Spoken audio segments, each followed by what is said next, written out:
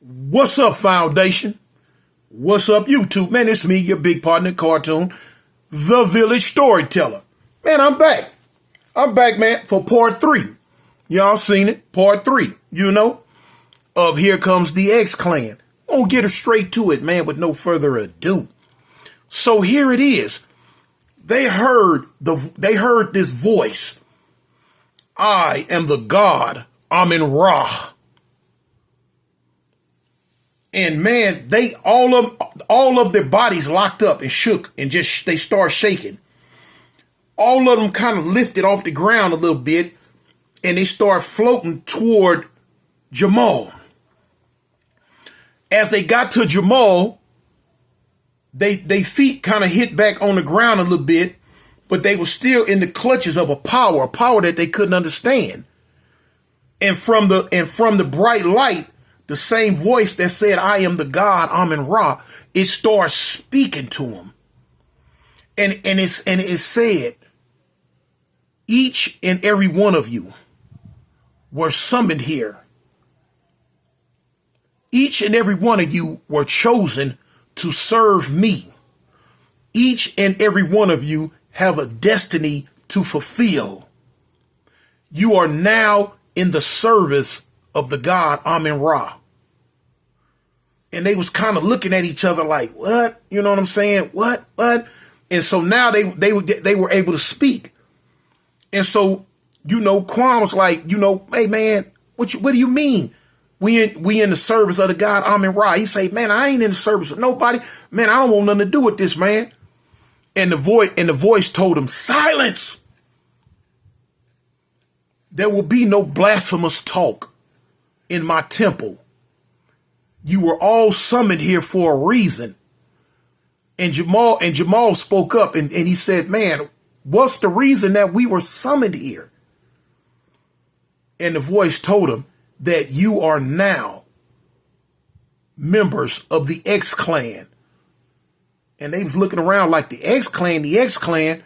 And the voice told him it is an elite group with powers that you will be at my beck and my call at any given time, that you will come together to fight against evil that is in the land. You will come together to fight against the forces that will be eventually breaking through the barrier and coming to attack the people of Earth.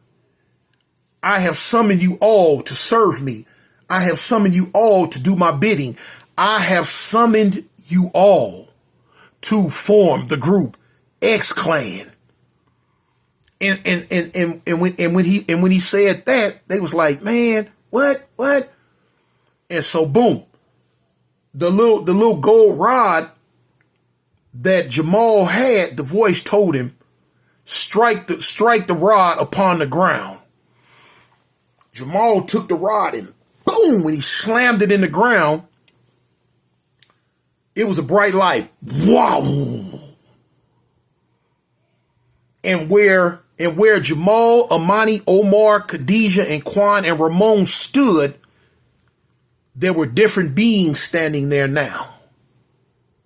Where Jamal once stood, there was a being, a strong.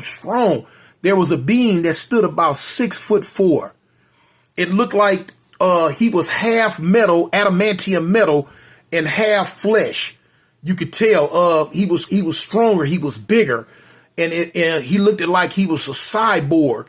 And when he hit the staff upon the ground, it had transformed into a big. It looked like an ankh.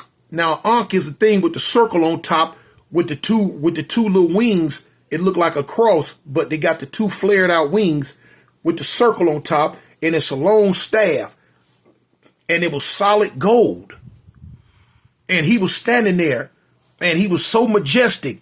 Where Amani once stood was a tall female. She was real thin. And all of them had coverings from their nose down. And it was red, black, and green, the color of Africa. And she stood there with a cape on, with a wide hood on the back of it, with long gloves on her arm, with long boots that came up. And her eyes glowed solid blue. It was like two shiny blue marbles. and she was down, and she stood up. And she stood up and looked. Where Omar once stood was a stocky dude. He looked at like King Tut, like a pharaoh. He had the headgear of a pharaoh with no shirt on. He was super duper muscular, but he was short. Like I say, he was only like 5'9", 5'10" maybe, but he was super structured. He had like the laced up old Egyptian like sandals on, with like the skirt thing that the Egyptians wore back in the day. And he had the two staves that looked like two giant peppermint sticks, and they were crossed in front of him, and an electrical shock was coming from both, and he was down like this. And as he raised up, he looked, his eyes shined pure blue like hers. Where Khadijah once stood was a tall being, a tall female being. She had to be every bit about 6'5", 6'6". She had 4 arms though. She had these 2 arms, and she had 2 more arms, and she was real muscular, real muscular. She had the bra on, she had the skirt like cape, and she had the laced up sandal boots like they wear in gym. But in her hand, she had a giant axe. I'm talking about, this axe was huge, real big, and it was all silver. And she was down like this, and then when she rose up, she looked, and her eyes was just glowing blue. Where Quan once stood, there was a being. He stood up, and he was real slight. He put you in the mind of Spider-Man. He had on an all black suit with red, black, and green, with the red and green markings that fit in with the black. His suit completely covered him.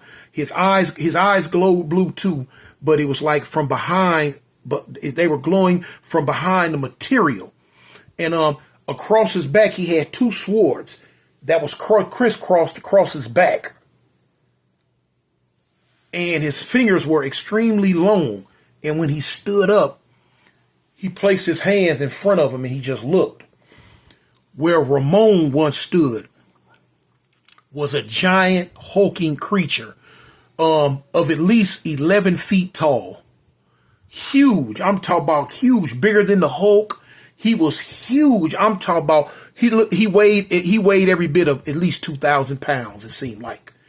His muscles and neck and everything was just, he put you in the mind of the Hulk, and a mix between the Hulk and the Juggernaut. And he was huge, and his skin was pitch black, obsidian hard. It was hard. It was hard like marble. And he was completely bald, but he had one big, huge, giant braid coming off the left side of his head that hung all the way down. The braid was at least 9 feet long. It hung down. Boom. And it was strong. And the braid was moving on its own. It was moving on its own like it had a life of its own, but he could control it. It was just moving. And he was down. And when he stood up to his whole height of 11 feet, and he was so massive. He didn't have on no shirt or nothing, muscles rippling. And he had on the old Egyptian skirt like they wore with the old Egyptian sandals. And he stood up, and his 2 teeth right here in the front were long. They was like he was a vampire, but he wasn't. And the rest of them was real sharp. And he just looked, and his eyes glowed blue. Once they all stood up and they looked, the voice from the shadows, the voice from the light, he said, "You have just summoned the X.clan." This was the name of the group. This was the name of their super group, the X.clan. And the light shined down on Jamal. And it says, you who was once known as Jamal, you are now known as Osiris, leader of the X.clan.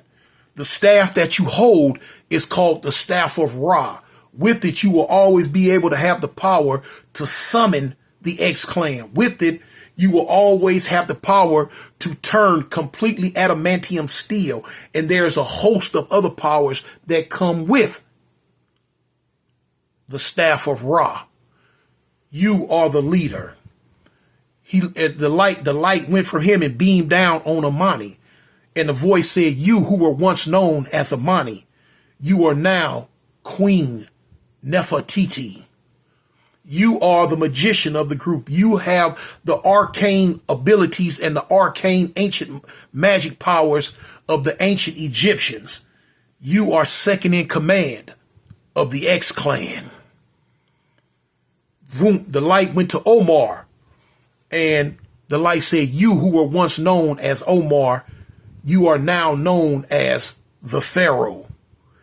You have the power of lightning in your two small staffs. You have the strength of 20 men and the agility and stamina. You will always be the backbone of the X.clan.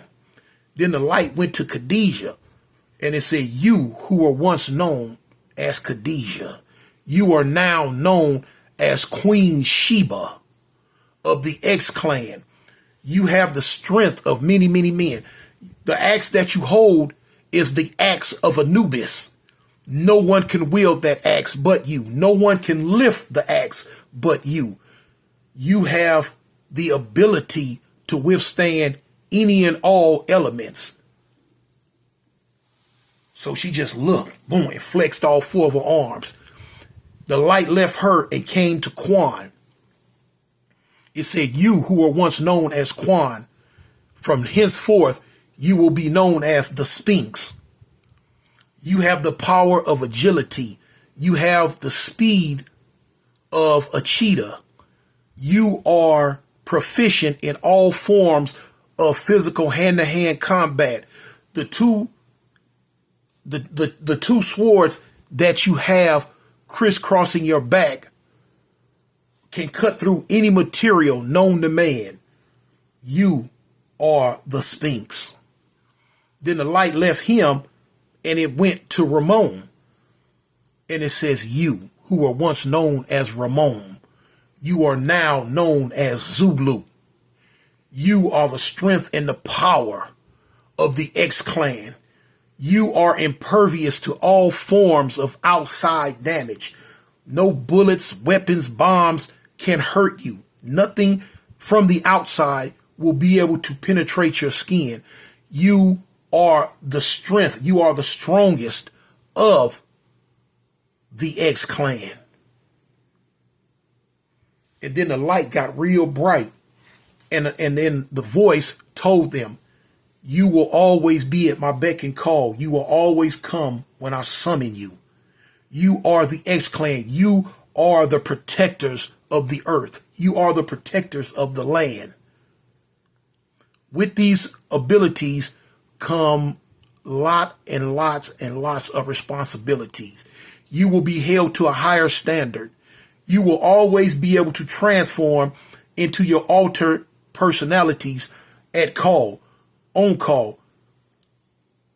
Osiris will always be able to summon you with the staff of Ra, no matter where you're at on the planet. When he summons you, you will appear in your altered forms. And they just was all looking at each other. They was all looking at their new bodies. They were looking at it and they felt strong.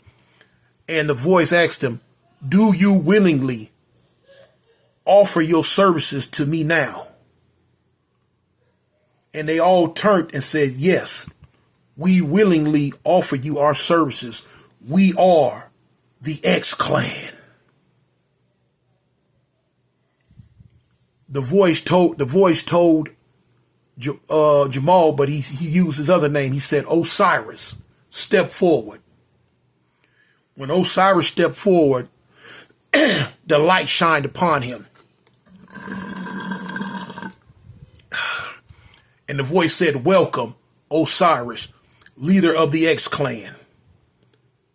When he moved out the way, Nefertiti stepped forward, and the light shined on her, and the light said, welcome, Queen Nefertiti, second in command of the X.clan. She moved out the way. Omar stepped forward, and the light shined on him and said, welcome, Pharaoh, member of the X.clan. He moved out the way. Khadijah stepped forward, and when the light shined on her, the voice said, welcome Queen Sheba, member of the X.clan.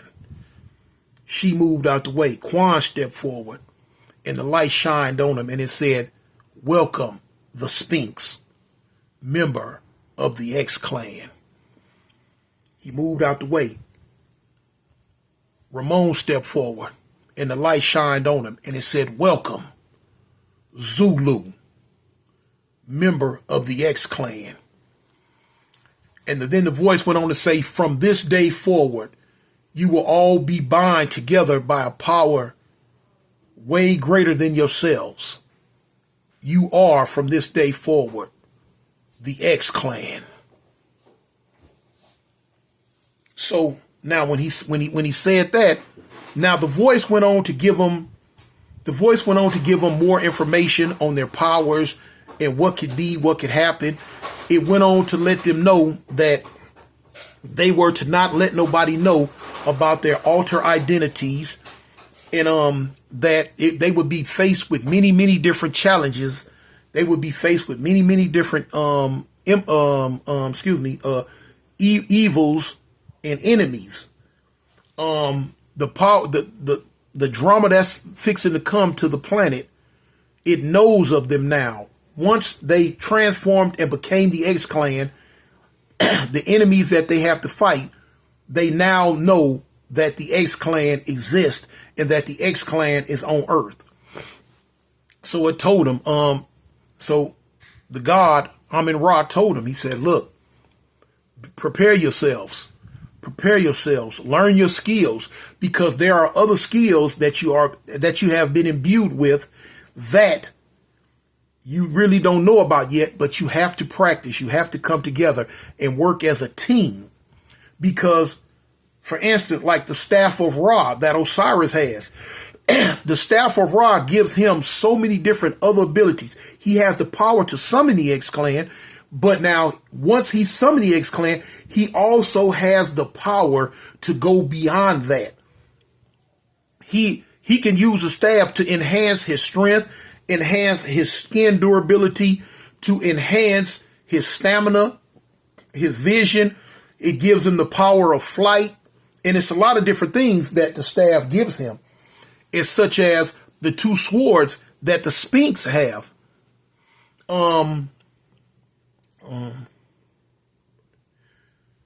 They do so much more than just cut through any and all substances.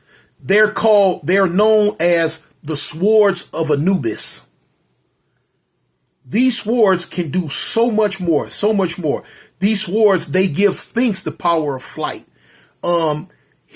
Sphinx is what you might call, he could put you in the mind of a cross between Spider-Man, the Daredevil, and Deadpool. He will put you in the mind of all of them. More so, mostly like Deadpool, with the agility and speed of Spider-Man. Zulu, just bad to the bone. Bad to the bone. So anyway, a real bright light flashed again. A real bright light flashed again.